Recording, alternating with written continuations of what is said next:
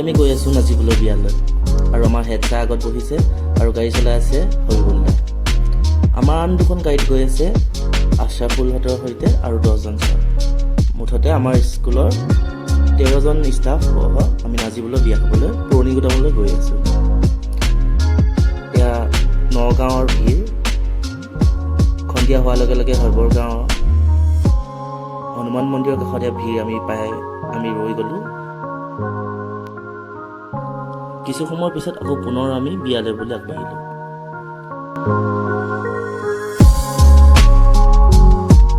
আৰু নাজিবলৈ বিয়া ঘৰ আৰু বিয়া পাতিছে তাৰ নিজে বাসভৱনতে পুৰণি গুদামত।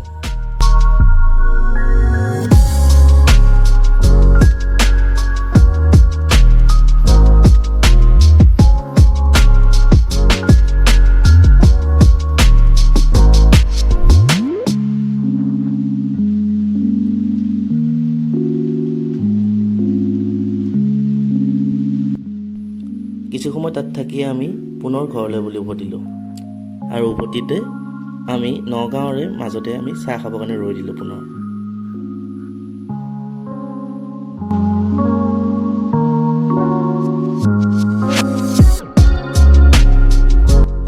ৰৈ থাকোঁতে সেই নাইট ছুপাৰখন দেখা পাই এতিয়া নষ্টালজিক হৈ পৰিলোঁ।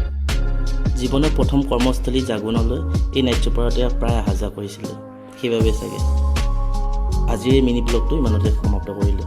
ধন্যবাদ।